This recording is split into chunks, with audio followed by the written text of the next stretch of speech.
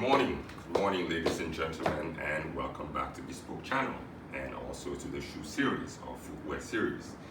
We've had about three or four sessions on the shoe series, starting with an introduction, and then we went through various types of shoes. We went through Oxford, Bluchers, and loafers, and today we will look at boots.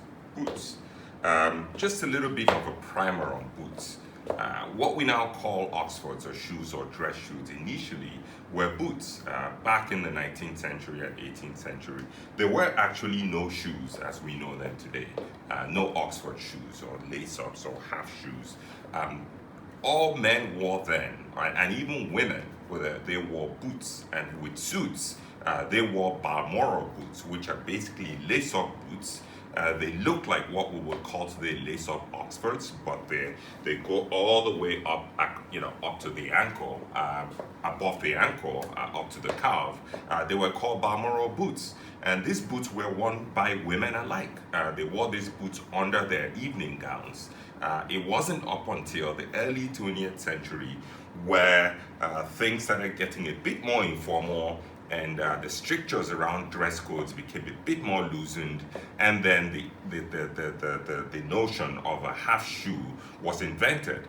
I think if my history serves me well, this notion was even further encouraged by the wars, where officers wore half shoes rather than boots because they were just a bit more comfortable and easier to wear. So that is the history of the boot. Obviously, there are other types of boots. There are work boots, there are riding boots, and all other sorts of boots. But as far as dress boots go, the original of the dress shoe today, the Oxford shoe as we know it today, whether it be in the cap-toe configuration or in the wingtip configuration, the origin lies in the Balmoral boot, which was a lace-up boot worn with a dress, formal dress like what I have on today. So what I have on today is a full morning dress.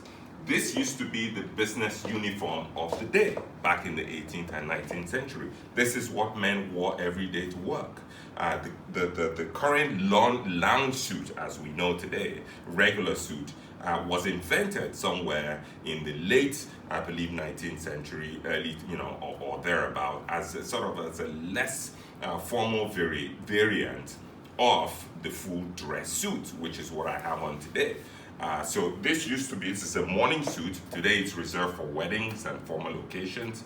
But back then, when it was worn with Balmoral boots, it was worn as a regular dress suit. Some people wore them with strollers, or sort of wore strollers instead. And a stroller basically is a dark jacket. It's very similar.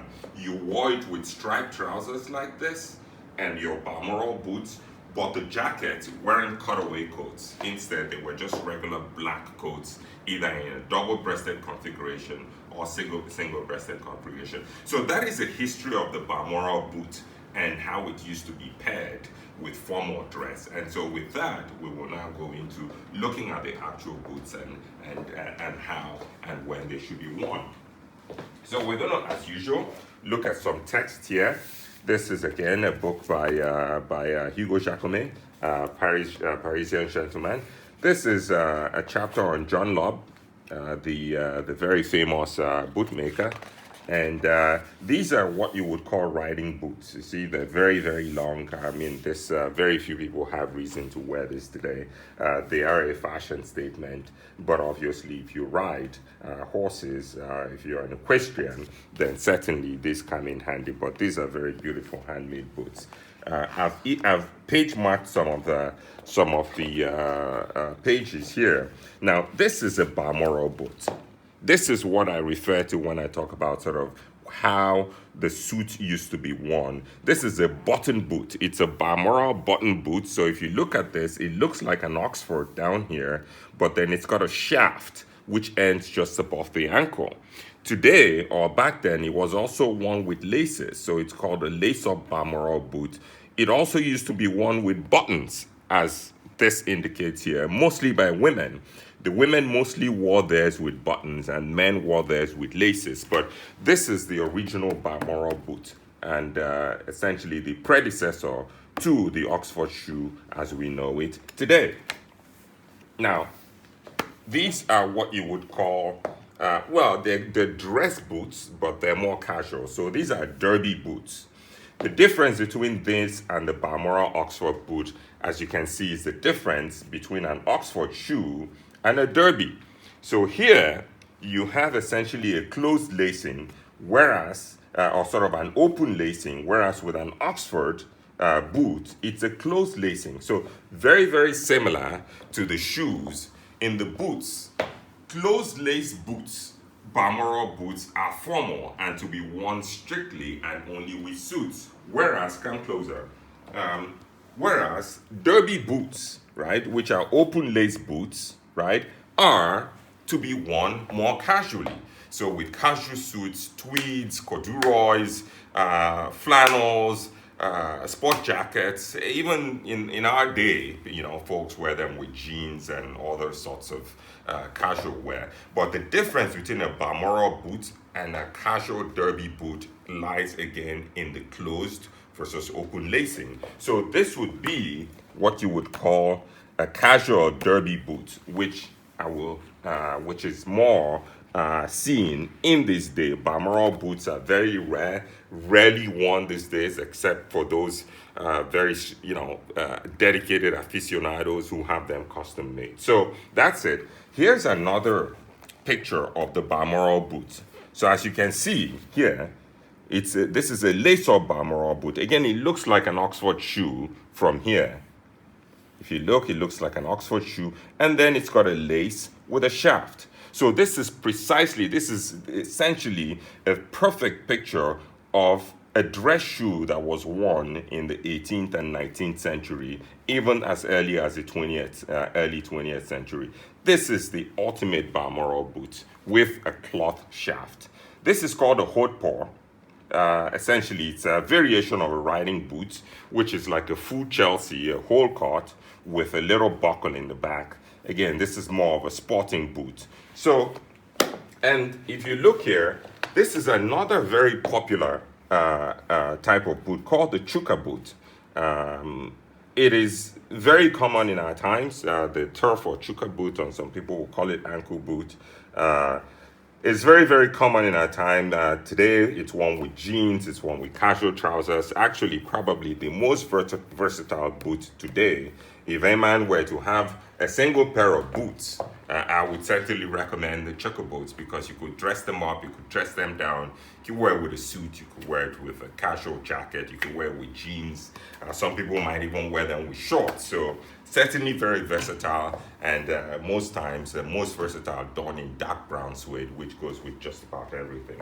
And so on the literature, to conclude, I mean, you can see Adolphe Menjou, who was essentially, one of the old greats, along with the Duke of Windsor and a number of other names. But this is his shoe collection, as you can see, and he was an avid rider and a boot lover. And you can see sort of his collection of boots at the bottom portion of his shoe wardrobe. So with that, we'll go straight into the boots. Now, what do we have? I personally don't have a very large boot collection, because boots are one of those things that essentially depend on your lifestyle. So if you're a casual country type person, then certainly you would tend to lean more towards boots than shoes. I am not a country person, I'm more of a city walker. So my day-to-day wear calls for Oxford shoes, or regular sort of half shoes in derbies or Oxfords or what have you. So boots I reserve strictly for, say, weekend wear, or just sort of, for something a bit more casual, or for tweed jackets and tweed suits and what have you. So with that, let's look at sort of what we have here. So this is a derby boot, as we saw in the book here. This is a derby boot. Right, so you can see sort of the open lacing. This is what denotes this as a derby boot. An Oxford boot would be, or Balmoral would have a closed lacing. So this is a derby boot. This is something I would wear with a casual suit. I would wear this with a casual suit, with a tweed suit, with a sort of corduroy suit, flannel suit even. I would wear with this. This is the equivalent, right, of the same boot, right? But this is a bit more informal. If you can see here, the leather on this is smoother sort of, once you put this on and your trousers cover the shaft, it looks like a shoe. So it just looks like a brown calf Oxford cap-toe shoe. Whereas the leather on this is a bit more sort of variegated. It's a pebble grain, which means it's a lot more informal. So something like this, definitely, I wouldn't wear with a suit. I would wear it with a tweed jacket, with a sport coat or something of that nature. Certainly with jeans or chinos or moleskin trousers, and so on and so forth. So these are much more casual, than these pair, but essentially they are the same shoe. This I would dress up with a suit, a casual suit. This I would wear with an odd jacket, a tweed jacket, and dress it down all the way down to jeans. So that's it for this. And then, like I said, you don't get more versatile than this. This is the Chukka Boot, which we saw over here. This is the Chukka Boot, or the ankle boot. If a man were to have one boot in his wardrobe, this would be it. It goes all the way up and down the dress spectrum. There are those who would wear this with a casual suit, of course, certainly not a worsted blue suit, but a casual suit in flannel, in tweed, and corduroy, and so on and so forth, or even moleskin. And you can dress this down all the way down to jeans. You can pair it up, pair it down. In terms of the color, this is probably the most versatile combination, which is a dark brown suede, or what's called a mink suede. So this is it. If you were to start a boot collection, this should be number one. And sort of after you're done with this, then you can sort of, depending on what you like, there are also, Chelsea boots. I don't have a pair, but they're also another versatile pair of shoes. They're Chelsea boots, essentially. They're slip-on boots that was popularized by the Beatles back in the 60s. There are those who wear them with suits and dress them down as well. And there are also a number of other types of boots, but like I said, depending on your lifestyle, you have to sort of figure out how many or how you want to lean your wardrobe. Do you want to lean them to more boots, or do you want to sort of limit them, as I have, and so on and so forth. So that's about it on boots, and I think with that we come to the end of our ready to wear episodes on shoes, and the next episode obviously would be going back into bespoke shoes. Like I said earlier, bespoke shoes are being fitted at the moment. Should receive them any moment in a week or two, the trial shoes. We will have a presentation. We'll try them on, look at them, see how they fit, and send them back to the factory for further modification before we arrive at the full production shoes. So that's about it. Thank you for watching, and have a lovely weekend. Goodbye.